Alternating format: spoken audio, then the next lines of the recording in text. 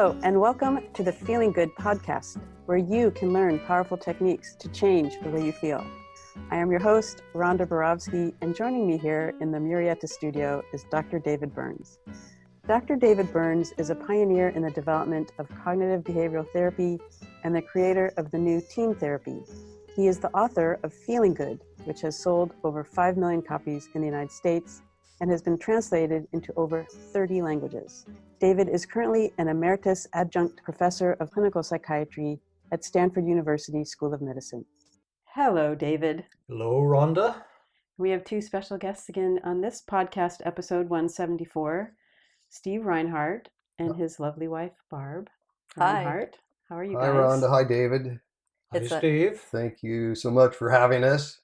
Hello, Barbara. Hi, it's such a pleasure to be here. Yes, Pleasure we're to honored. have both of you. It's an honor to have both of you today. Definitely an honor. Well, before we get started, I thought I'd read another Cool. commemorative letter that someone wrote. Not commemorative, that sounds bad. But another. On the passing of Dr. Burns. Oh, Great. We'll always remember him. Now, what's on today's podcast? Well, this is a joyous letter from Alita, who writes, "Hi there. I stumbled across the Feeling Good book and have found it to be an incredible resource. After starting the book, I randomly came across the podcast online and knew that David's work was consistently appearing in my life for a reason. I'm a social worker who is looking for additional training to grow my skill set, and David's work really resonates with me. I live in Ontario, Canada, and I'm trying to figure out if there is training available for me to participate in. I've been on the website several times, but have had a hard time navigating it to find what is available. Are there any online professional trainings I can attend? I know David mentioned on the podcast there are some free ones as well as paid. Thanks, Alita." Well, let me address that. And thank you, Alita, for the kind email. There's a lot of paid and free online trainings. Now, right here on my own website, there's the Feeling Good podcast, which have free training and self-help for everybody. And if you, by the way, someone sent a link to the page on my podcast. The Feeling Good podcast page on my website. It lists all 170 or whatever podcasts with the description and the links. And somebody sent it out to their emailing list earlier this week, and it made tremendous 400% increase in traffic in terms of podcast downloads and website traffic to my website. And so if you want to do that, same thing. If you have an email group you belong to, you could send them out a link to the Feeling Good podcast on my website, www.feelinggood.com, and send it out to your people, because it's for therapists, it's for the general public, and whatever web emailing list you're a member of, at least a third of those people on any given day are depressed or anxious. And so the podcasts are all entirely free, and there's a lot of other free resources as well. Now, in terms of paid or free formal training, on February 9th, I'm going to do a one-day workshop for mental health professionals, primarily on therapeutic resistance with Dr. Jill Levitt. That's February 9th, 2020, and you can join that online from anywhere in the world. I'm going to do a 4-day intensive in Edmonton, Canada in July. I'm going to do a 4-day intensive at the South San Francisco Conference Center in August.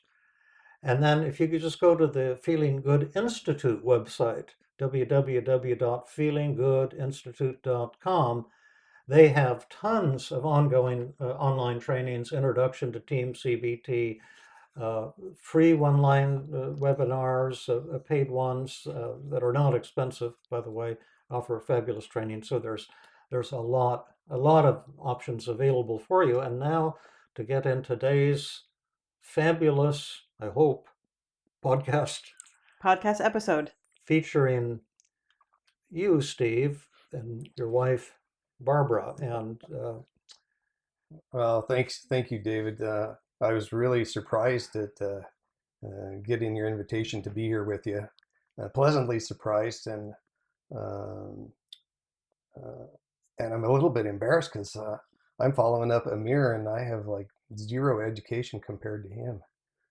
I've got a lot of different experience, but That's one of our themes. Yeah. Our three big themes today. Let's start out on that one.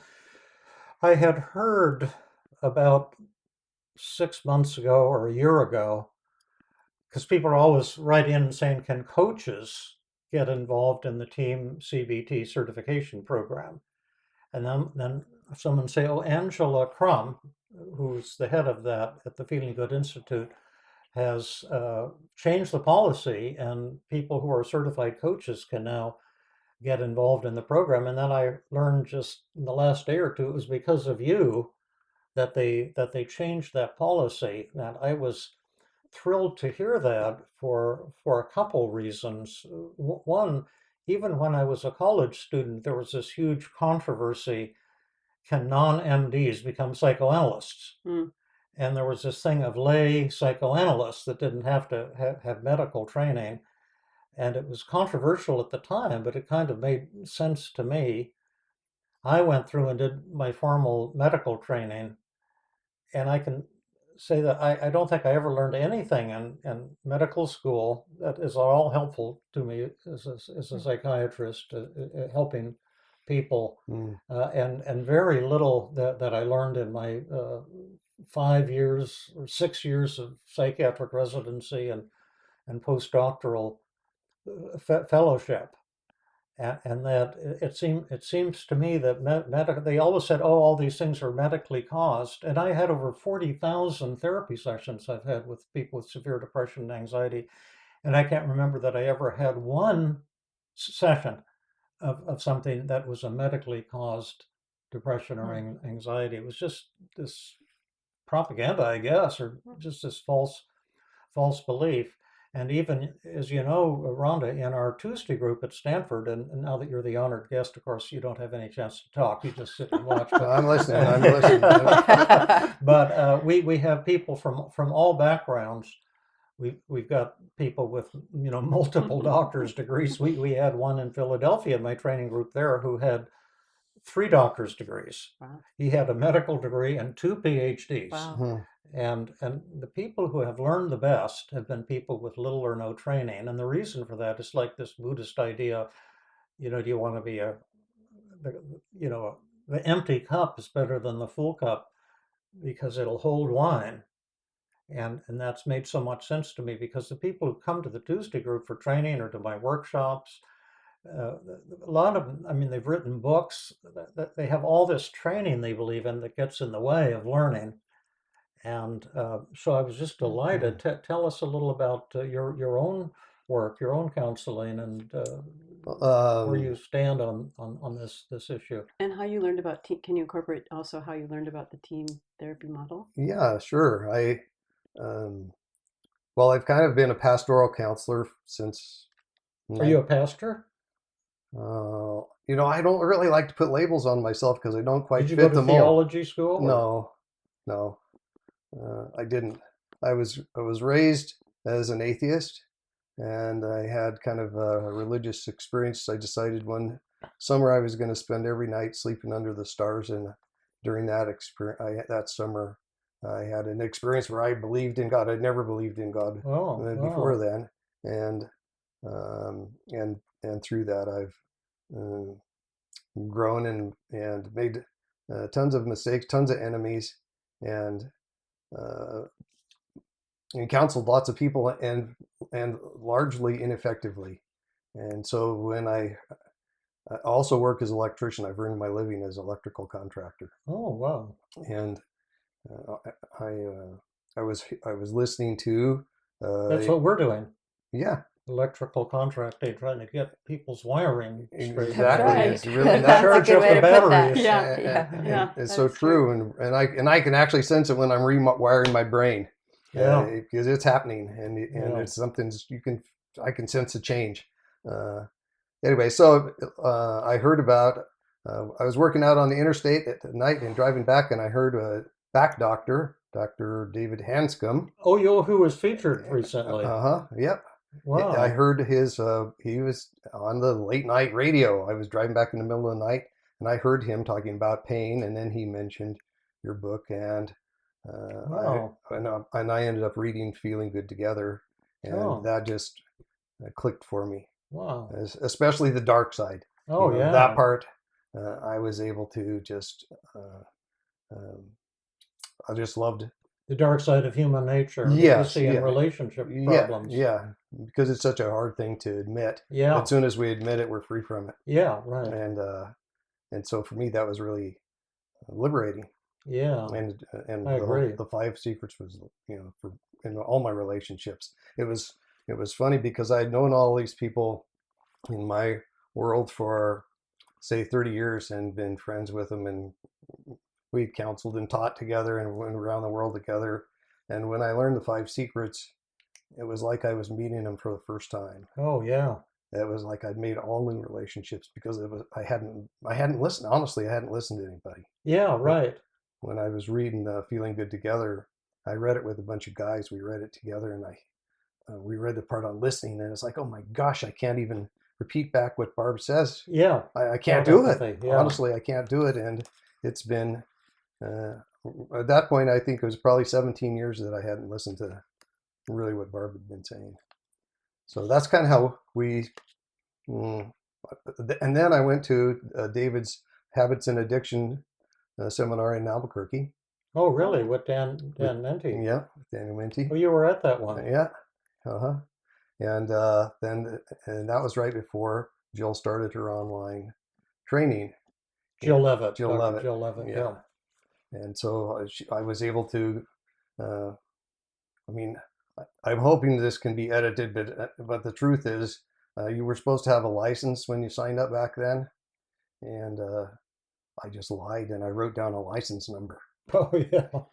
To get into the training program because I loved the training so much. I'll give you another secret. Dave Freibush who's here, who's my neighbor. And we just love him. I mean, he snuck into Jill's current online class, and he's loving it. How did you like Jill as a teacher? Oh, she's out of this world. She's so smooth and such a great communicator. And she does the modeling she does is fantastic.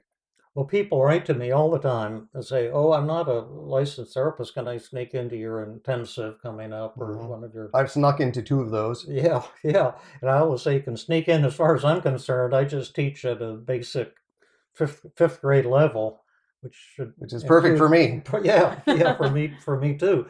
And I think everyone can benefit from these things for sure. Oh yeah, it's been great for me. So Rhonda. Rhonda, do you know Rhonda's going to India here shortly? Yeah, and fantastic. And she's like buddies with the Dalai Lama. Oh yeah, and she's going to teach and meditate in silence in India for a month, as so many of us do. Yeah, exactly. So not right. I need it. I was thinking about coming to be with you and do this podcast, and not like you're the Dalai Lama or anything, because I really like the part of you that's not Dalai Lama-ish. Even the Dalai Lama's not the Dalai Lama. Well, yeah, ish.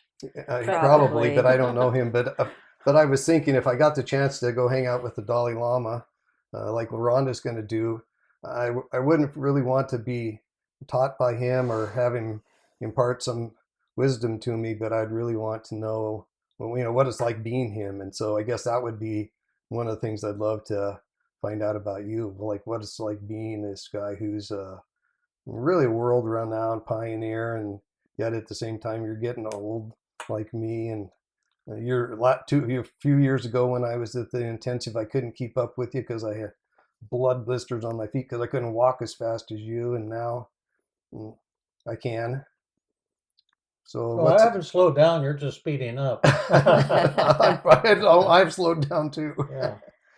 Well, I could answer that question for you, and it's really nice and amazing that what we've created together with team therapy and with Rhonda and with Fabrice and Jill and Maor Katz with the Feeling Good Institute and yourself, Steve, holding down the fort in Colorado, and Dipti Josh or Josh, whatever it is, in India, wonderful person.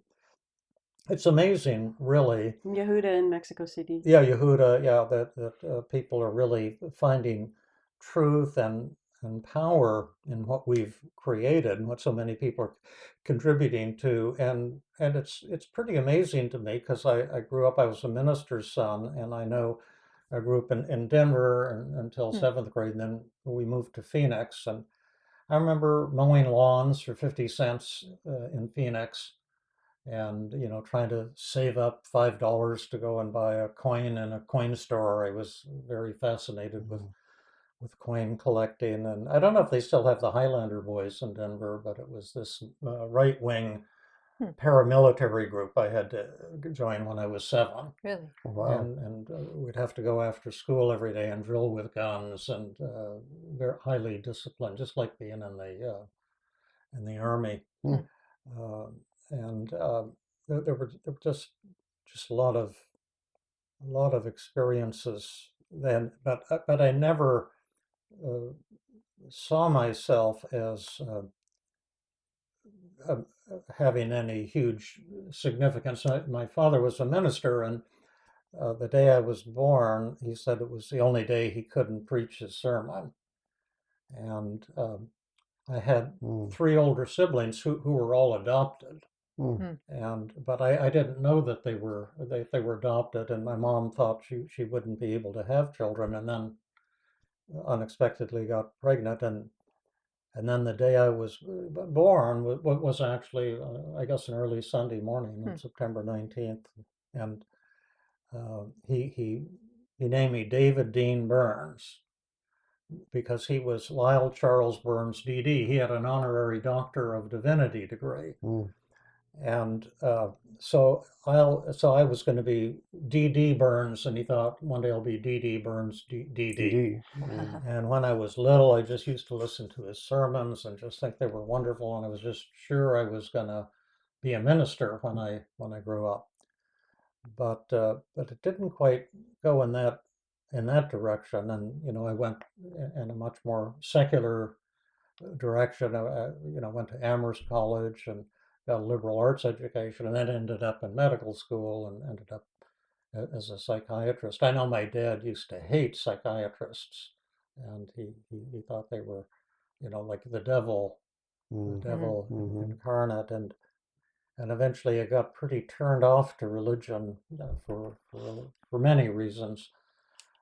But my dad seemed, I mean, he was wonderful. He had a great church. He was a great leader of his church, and many people in the congregation built a beautiful church in Denver, and they built another beautiful church in Phoenix. But there seemed to be just a lot of judgmentalism Hmm. there. Like Hmm. Jews were okay as long as they found Jesus as their Lord and Savior, Hmm. and if they didn't, of course they were going to burn in hell. And he didn't see that as judgmental.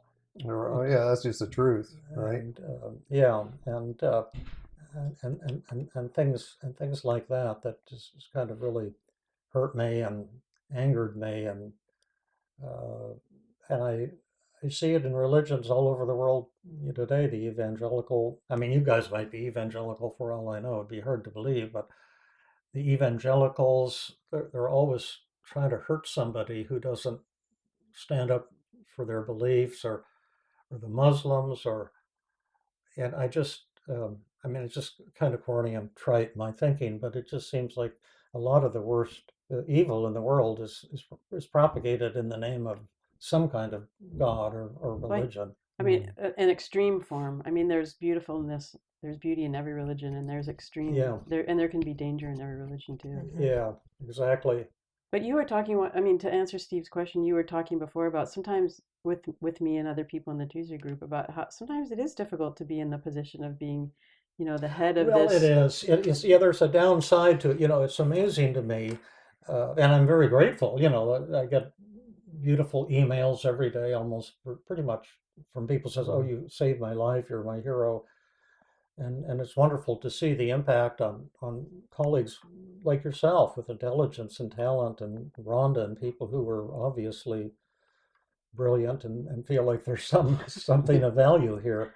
But at the same time, it's a bit of a curse too, Steve, because I do a kind of teaching that involves giving specific critical feedback on role play. Right. And people say, well, I'll give you a B on that, or I gave someone an F today on the hike. Yeah.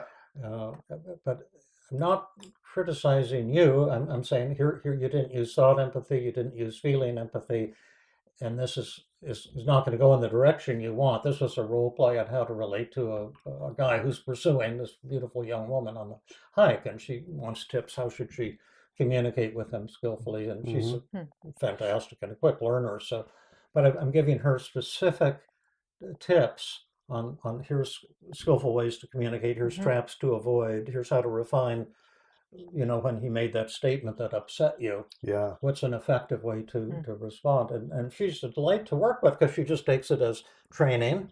And so she's learning super fast, and she's going to learn these killer techniques to wrap men around her fingers. I promise. But are her there that. other people who, like, if you give them a harsh grade, because Yeah. how do they react to you? Yeah, but the other side is a lot of the people, they come to the group, they can't distinguish their performance from their self. So if I say, I give you a C on that role play, and here are the mistakes you made, they feel that David, who's a guru, is criticizing their self.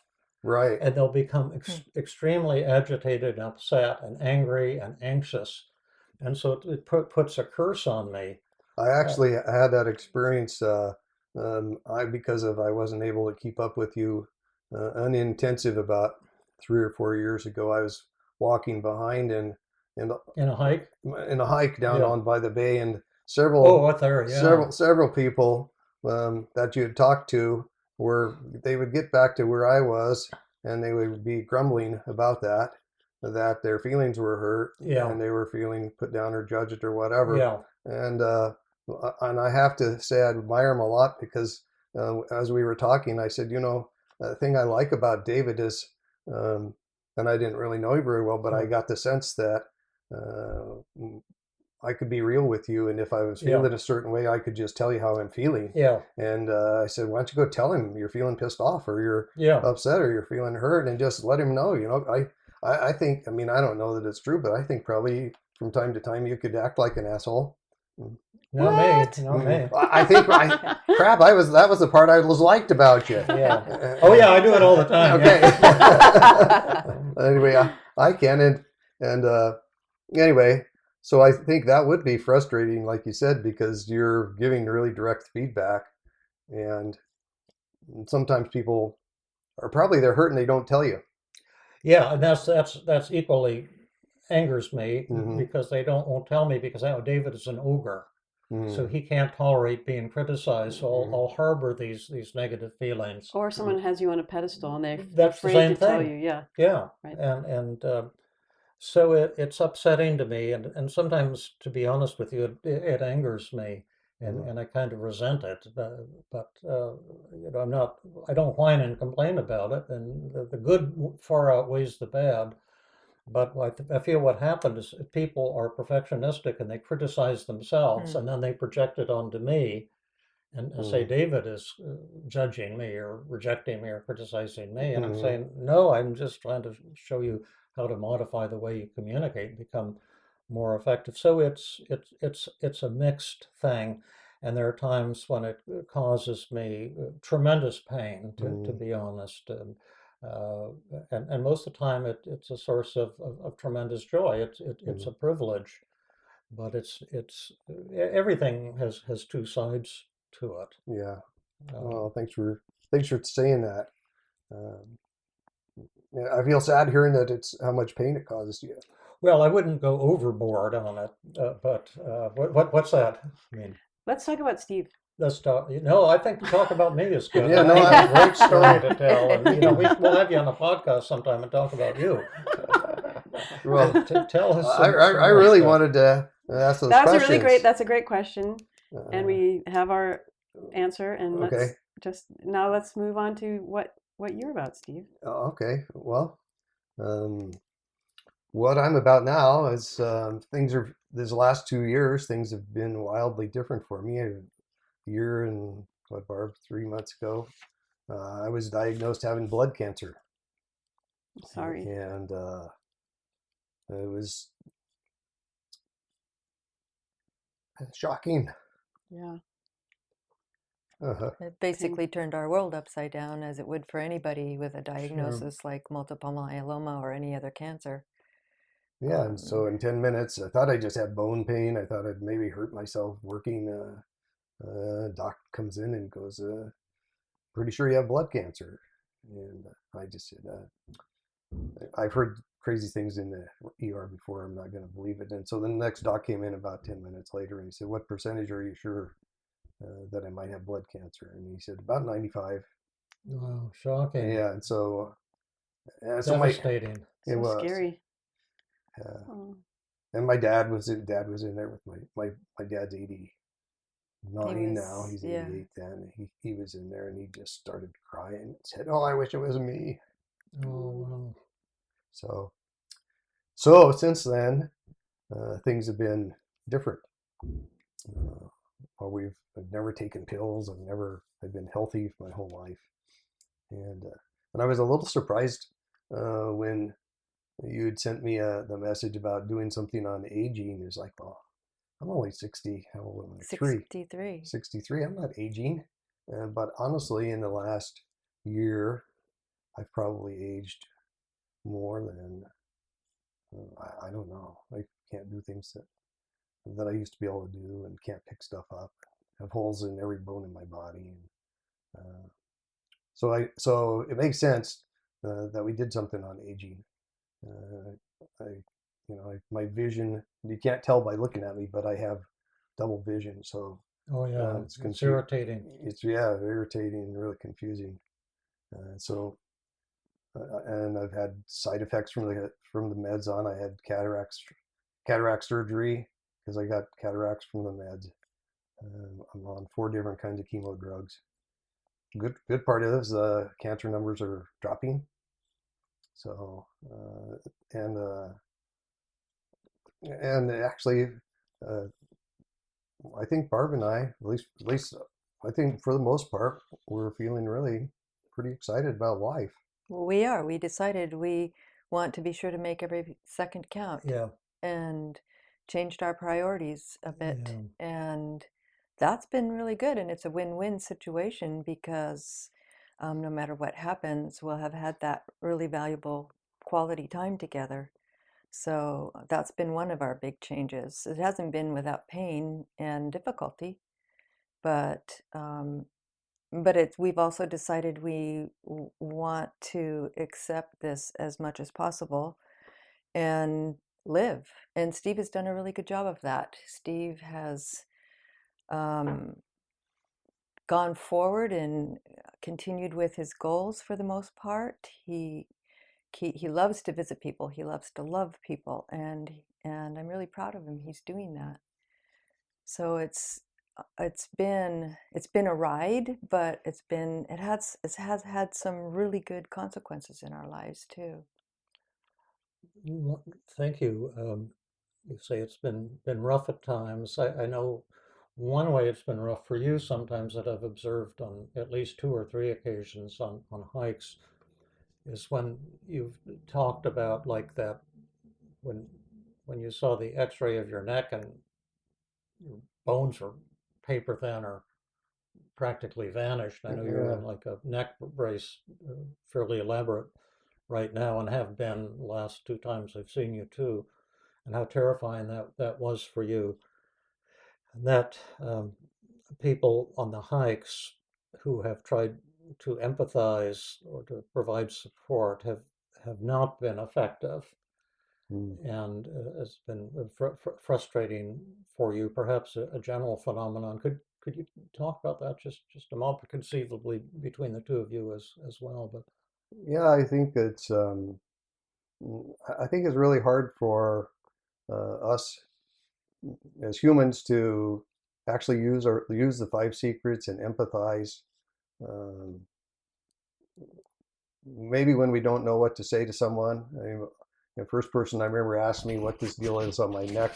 I was in a feed and tack store, and I think he might have been drunk. And when I told him I got blood cancer. He was, oh, bullshit. What, like what really happened to you? Oh, yeah. And my neighbor next door laughed at me. He said, "Stop talking. That's That's bad. not That's a bad funny. joke. Not bad. That's not funny." And I think it's a hard pill to swallow for people, and we don't Yeah. really know what to It's say. uncomfortable. Yeah. So, but for me, uh, it'd be just great for somebody to just be there with me and feel sad with me, Yeah. and not try and cheer me up Yeah. or fix me or give me advice or the magic bullet cure for cancer. Do you get frustrated and annoyed when people don't do that, when they try to cheer you up, or I used to more than I do now. Now I'm reconciled? well, no, I'm actually trying to disarm them. Actually, in my mind, I'm kind of doing preemptive disarming. After I was in chemo with my dad one time, and also the one of the side effects of these strong steroids I'm on is mood swings, and they had me on massive dosage of steroids, and I had like zero tolerance in zero patients, not just like a little bit, like zero, Oh, and irritable? very irritable, and it wouldn't make any difference what anyone said. I would snap at them, and so I Oh, told wow. this chemo nurse who was getting ready to give me chemo, just kind of like, heads up, I'm on this steroid, and I'm really not, you know, I snap at people, and I don't really, it's just like instant. And she just looked at me and she says, "Well, if you do that with me, I'm going to smack you upside the head." And then she caught herself and walked away. And then as she mumbled as she walked away, "Did I just say that?" And anyway, so I think that's the kind of, and so I was able to put myself in her situation, and she'd been doing it for 17 years and watching people come in and die.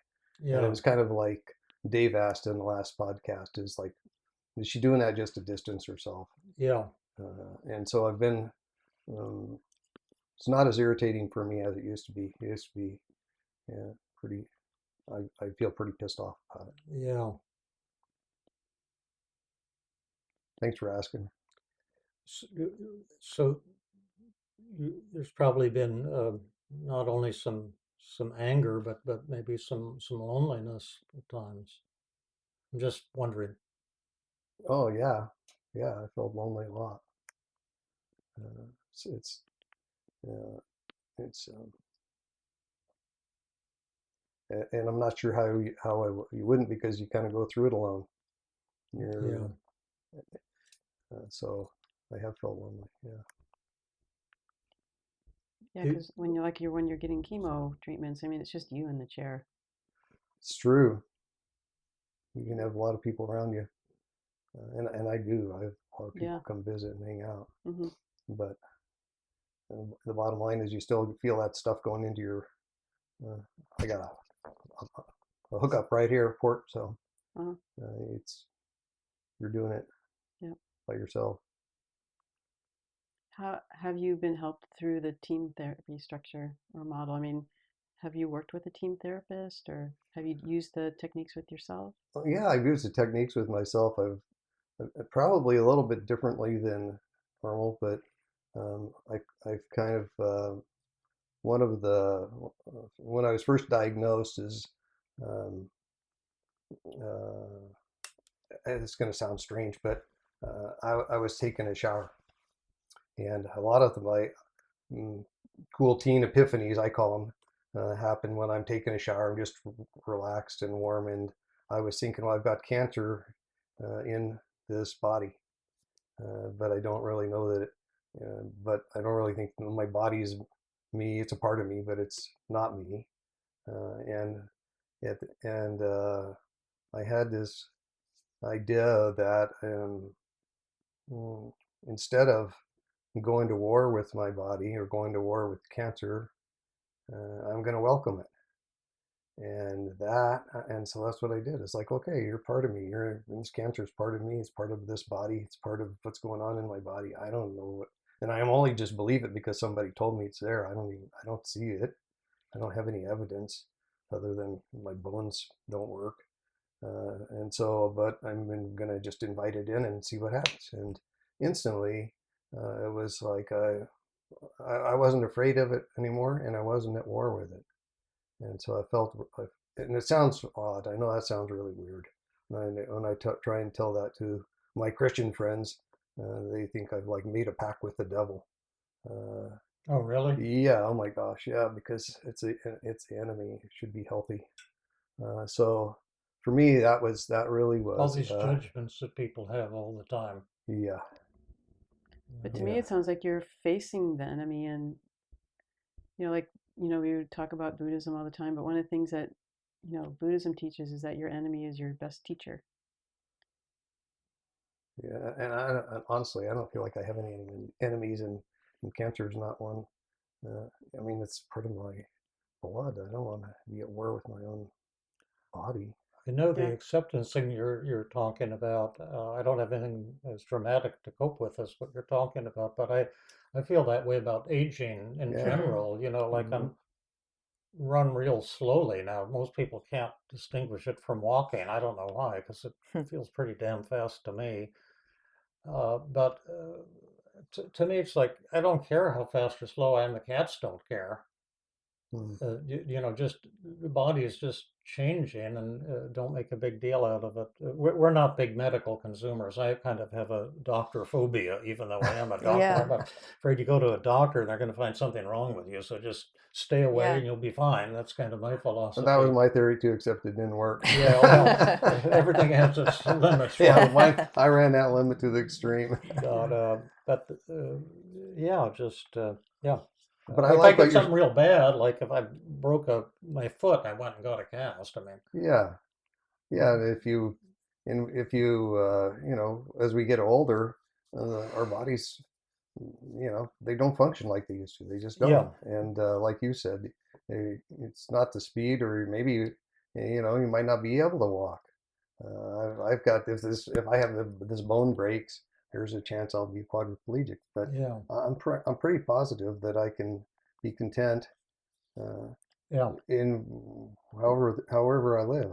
I'm positive of that. Well, just to get back, I mean, words are so powerful, and I didn't mean to say that cancer was your enemy, because when you were saying that in the shower, you had the exact opposite experience where you welcomed it Yeah, into your life, and that was part of what the acceptance paradox, and then instead of it being the devil, it was like a friend of yours.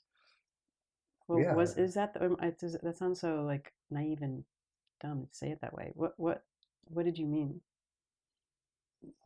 I I think I just accepted it as part of something that's going on in my body, and I'm not going to go to war with my body. Hmm. I'm going to accept it and go, okay, I'll do whatever I can to live. Hmm. I like to be able to walk. Hmm. I'm doing chemotherapy. I'm pretty excited about living. How was today's hike for you? How's what? How was the hike today for you? The hike was good. It was invigorating. Oh, cool. Yeah. I also wanted to take a nap when we were done, but it was invigorating. Yeah, yeah. Well, that will come soon, Yes. hopefully. I always take a nap too in the afternoon after a hike.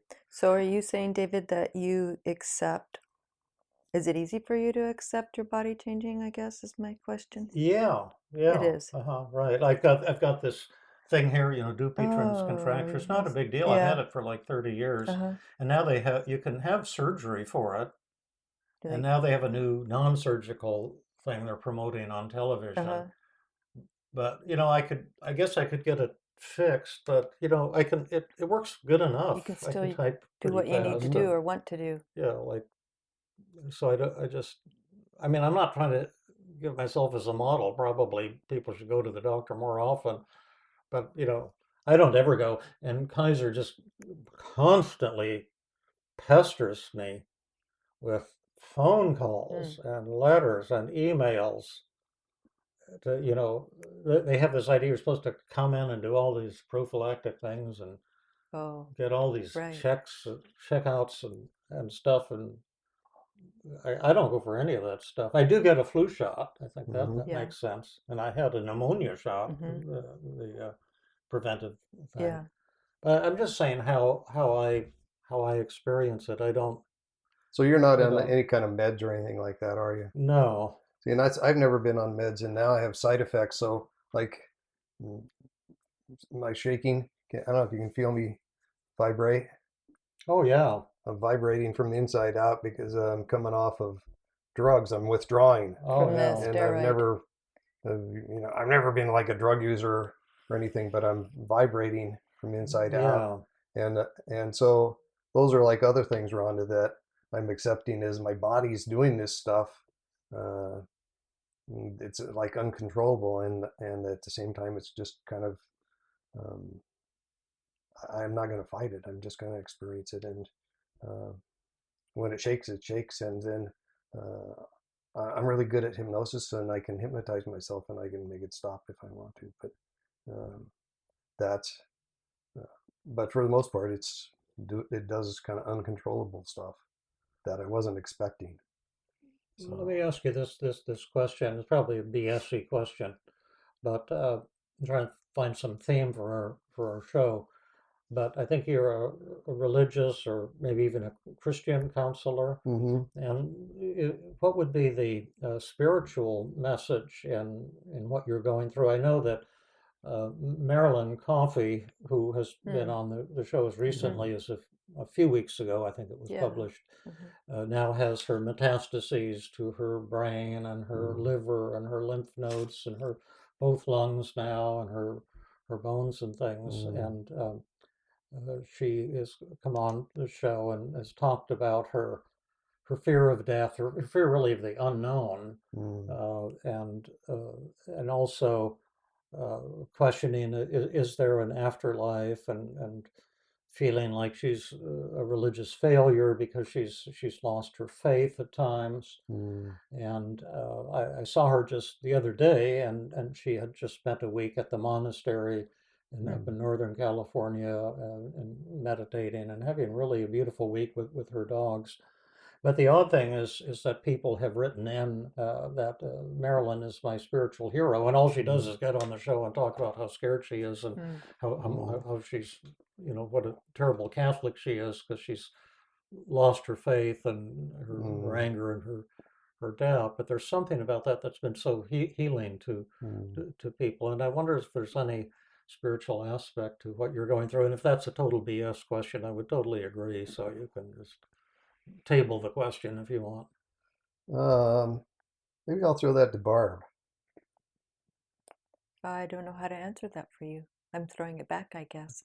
Okay, well, for me, I love the acceptance paradox. I didn't know what the acceptance paradox was. I knew what I did and how it worked for me before I found out your name for it. So from the first moment I ever heard you say the acceptance paradox, is like, oh my gosh, that's what I've been doing for really decades, Yeah, because it set me free. yeah. It's a And spiritual concept. yeah, It is. and so and to be able to have um, that acceptance of whatever I am and everybody else was really inclusive to me, and I felt close to people through that. And so I think maybe for me, even though I felt lonely at times going through this, I've also felt super connected with a lot of different people that are in the team world as well as in other realms of my life. You cry very easily. Yeah, I cry. And does this help you in your counseling? Like if you're with somebody who's suffering, do the tears then come to your eyes? Yeah. And does the concept of that being a spiritual experience, does that have any meaning to you? Yeah, I think it does. For me, I feel like I can, through the thought and feeling empathy, but also just uh, being able to cry, I can, in a sense, connect and enter into where the person's Suffering is. suffering. Yeah. And you'd mentioned about crying the other day. As I woke up in the middle of the night, I cry a lot. I cry probably every day, and Wow. I probably laugh more than I have ever. But I laugh and I cry a lot. Um, and the other night I woke up and I was just crying and crying and crying, and it was it was kind of a joyful cry where I felt connected. Uh, Right, and, right. and not just to a few people, but to my sense of it as it sounds probably going to sound hokey, but it was like I get a chance to be. This is a part of me that it gets to connect with humanity, and Yeah. pretty much everybody I know is suffering in some way. Well, can I tell a really bizarre story? Yeah. Um, it's always been hard for me to cry because when I was in this paramilitary organization, we had to go to summer camp and drill and stuff, and once they forgot to change the guard, and I was guarding the infirmary. I was probably 8, and it was Oh, up in the Colorado mountains, and it was cold and dark, and I realized they'd forgotten about me, and then these 2 men who were like, at the organization walked past, and I started crying, and they took me over behind the cafeteria or something and said, I think we're going to whip you oh, because a man doesn't cry. And then the other says, well, maybe we've scared him enough. Just tell him he better not cry. And Mm, so nothing awful happened. But after that, it became really difficult for me to cry. mm, And then when I was in medical school, I went, they used to have these psychodrama marathons. Now, this had nothing to do with Sanford Medical School. It was this lay thing in Palo Alto by this guru, Hussein Chung, who had something called the Human Institute. And it was a very extreme form of psychodrama. mm, And so I did an internship there, and I went to my first marathon just at Hidden Village, just a half a mile from here. And they would mm, rent a house for a weekend, and you'd be in there for 48 hours with people, about 35 people, and one by one you'd get confronted until you broke down. mm, hmm. And it was exciting and amazing, but terrifying. And finally, I got in the middle, and this friend got behind me, started squeezing me, and they started saying, "Here's what you're thinking," and stuff. And finally, the tears came out, and I started sobbing, and it was a great relief. Hmm. And then they kind of there's the cheering, or they pick you up and throw you in the air or something. But it was very dramatic, and powerful things happened.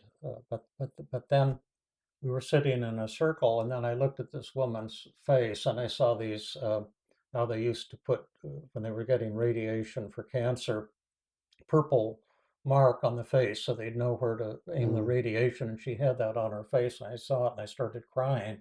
Mm. Hmm. And they said, what are you crying about? And I said, well, that woman over there is going to die.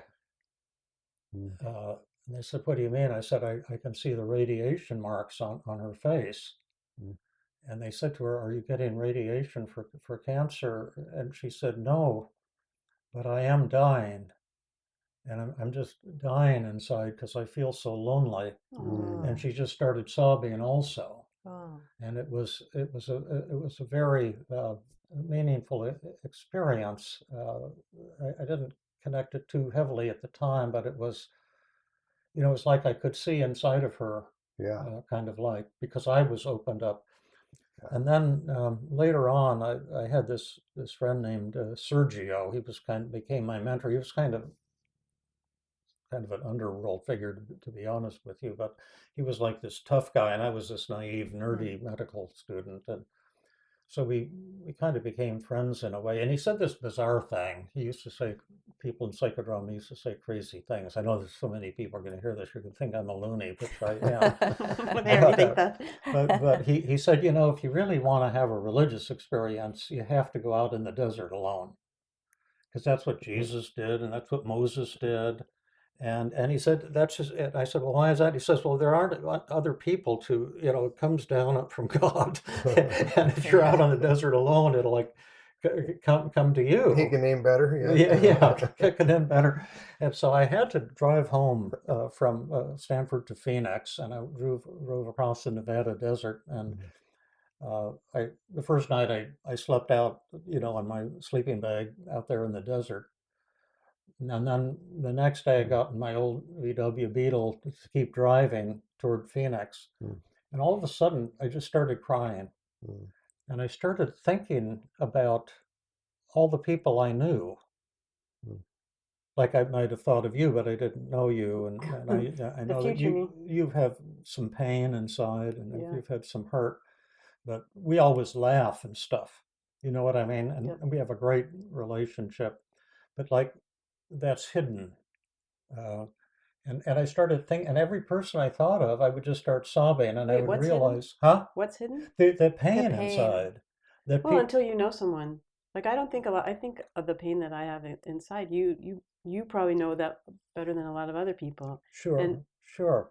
and Yeah, yeah. absolutely. But it just dawned on me that everyone I knew, and might have been a delusion, had this pain inside that I hadn't noticed, and I Mm, would just start sobbing. mm, And then I looked at the clouds as I was driving, and they all became rectangular and multicolored. Now, this mm. was not a drug experience, but it was kind of like what might be like A an vision. LSD experience, but there Uh, was no drug. And this went on for several hours, Hmm. just crying constantly. mm, And it was a very joyous Hmm. experience. And then I stopped to eat, and I walked in a mm, cafe. Uh, and I saw this woman sitting with her family, and then I started sobbing again because I felt like I think she's in pain. And this is what is really weird. And boy, my reputation's going right down the drain right now. But I looked at a lamp, and I thought I could see like the essence of the lamp was also kind of in a state of sadness, or I mm. could felt like I could see the.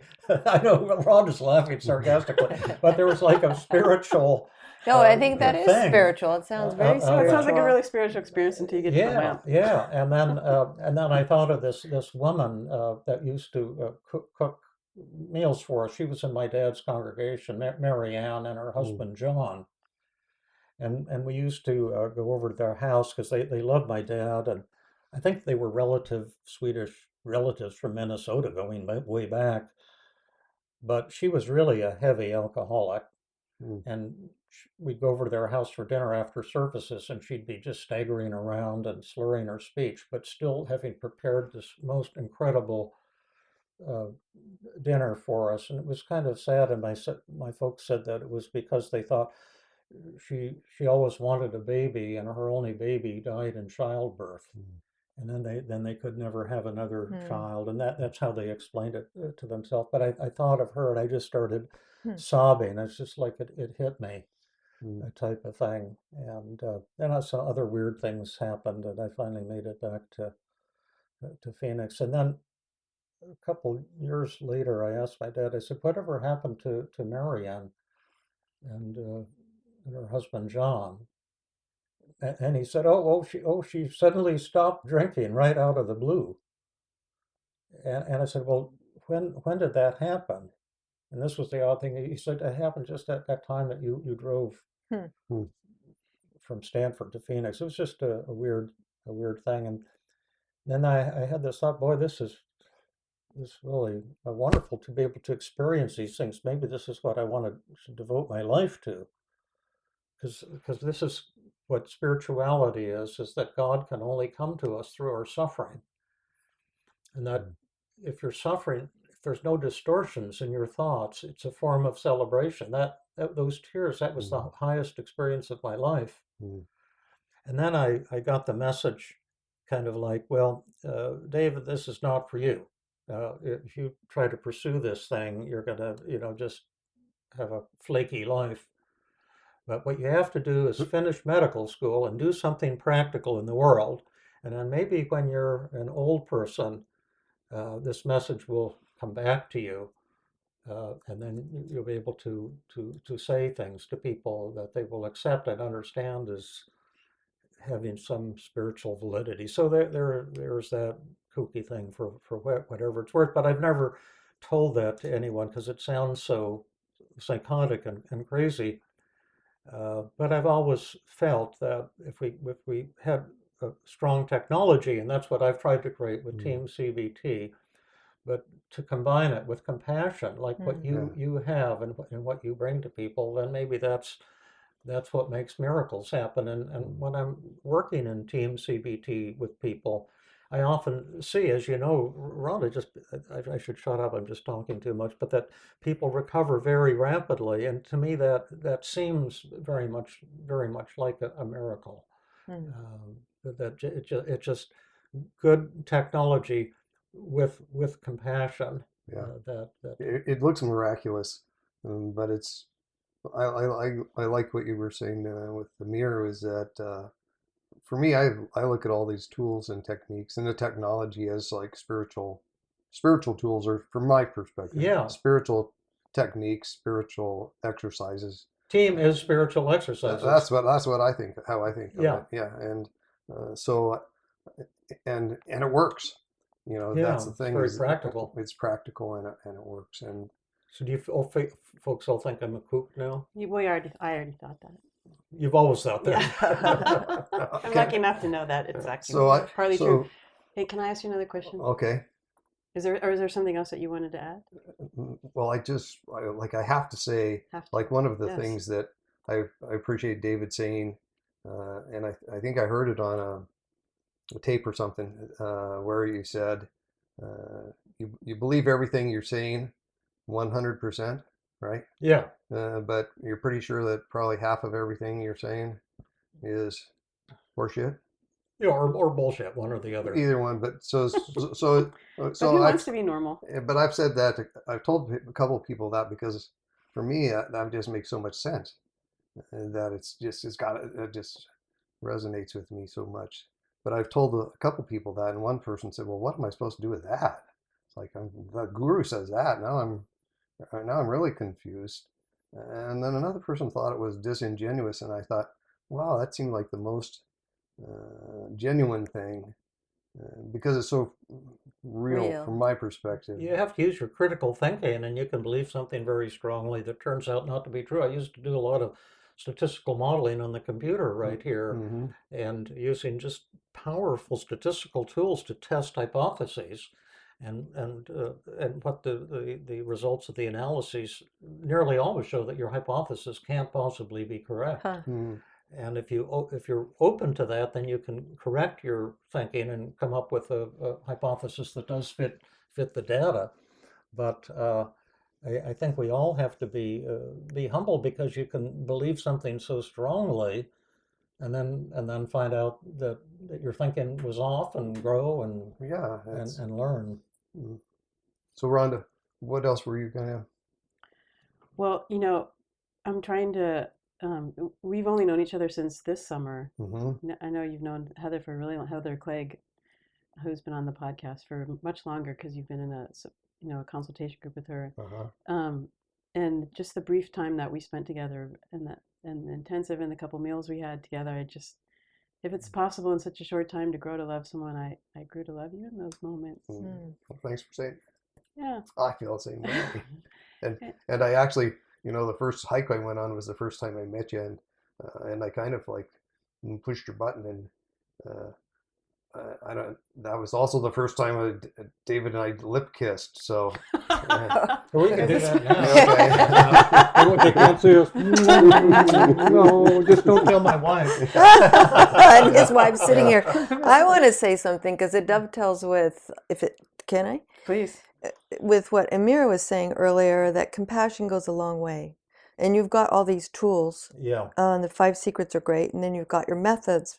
But it's the compassion that they allow to be conveyed to the people who come to you that really make the difference. The tools work, but genuinely, when they're done genuinely with compassion, and if they're done mechanically, it's just so annoying to see. And people are trying so hard to learn these tools that I've created, or we're trying to teach. Rhonda's trying to teach. Jill is trying to teach. And it just so hard to show have somebody to use the tools in a loving, spontaneous way. We're trying to make magic happen, and I know that you're suffering, and to be able to paraphrase how the person feels and how the person is thinking, and to convey that and touch into that warmth. Yeah. And this is like the combination of high tech and high spiritual, I would say. Yeah, it's really beautiful. Something. Like backing up just a little bit about when you were talking about crying Yeah. and feeling the sadness of the people in the world and the things that we're suffering around Yeah. you. I was a little bit surprised because I've not. I don't look at myself as a therapist. I don't think I've, you know, I do TEAM-CBT, but I don't ever feel like it's an exercise for me to move with people into a different realm. Yeah. Um, and as I got to hang out with more therapists, which was really not my world, I was shocked to uh, see how much they suffer. Oh, yeah. And Yeah, the I was therapists do. they're really hard on themselves, Yeah. and they have such high standards, and they're such caring, loving people, but they are. I was surprised actually that they were hurting so bad, Yeah. and I think they also have this, kind of like maybe your dad or spiritual leaders have they have this status thing where like we're supposed to have our stuff together. We're supposed to know how to live life without suffering, Oh, yeah. and Yeah. we should have our stuff together. And Yeah. in other words, how can we help anyone else? And for me to be able to enter in and suffer and cry with a therapist has been eye-opening, just to be able to cry together. Yeah. I used to have the feeling after that experience in Nevada that, what I've said so many times, that we go around asleep.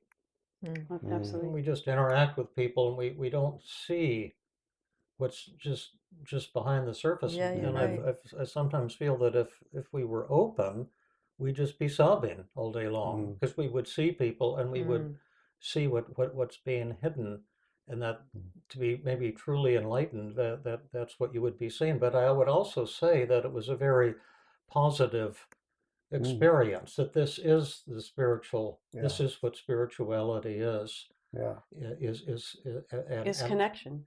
Because Well, when you were yeah. in when you were in New Mexico and you were going through that, it sounded like you were able to really experience the depth of the importance these various people are to you. Oh, and yeah. and that's what Yeah. and that's what spirituality is to me, is the connection between people. Yeah, and that the concept that most people can't grasp is that weeping, sadness, see, all emotions result from thoughts.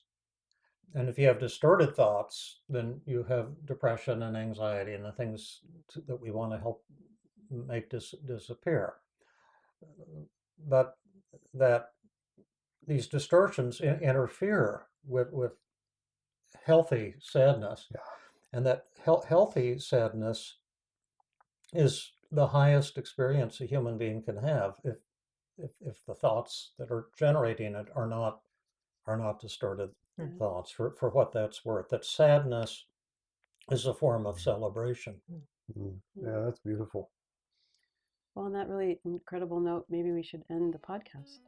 Is there anything else that you want to say, Steve or Barb or Dave? I'd just like to repeat that sadness is a beautiful form of celebration. Yeah. Yeah, that's really great. Thanks for saying that. Well, thank you everyone for listening, and see you next time. Bye-bye.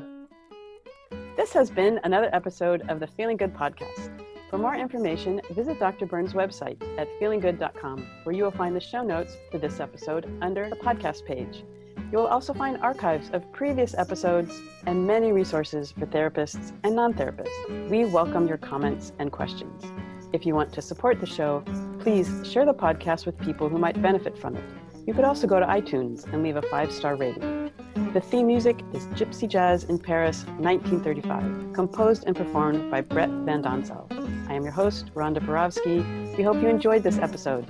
I invite you to join us next time for another episode of the Feeling Good podcast.